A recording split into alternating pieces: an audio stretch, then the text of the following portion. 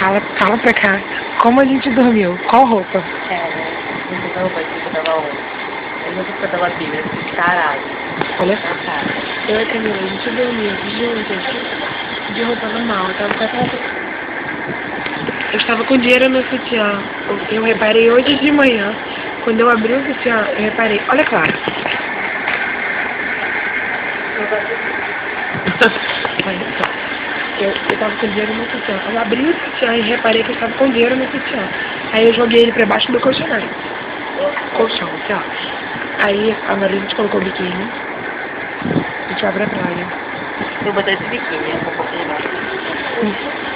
Flávia ainda não ligou pra ela, tá chateada? Não, ainda tô dormindo ainda, deixa eu ver, cara. Mostra a parte de baixo. Onde de baixo?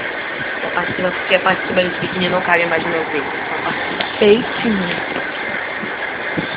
Só pra mostrar as condições que a gente encontrou hoje. Que a gente bebeu um pouquinho só, ok? Beijo. Não bateu tudo. Não, quase nada.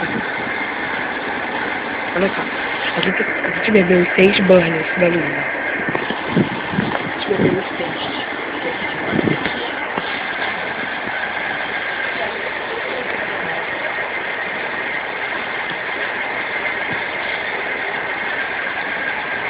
Pelo menos o José tá intacto. Beijo.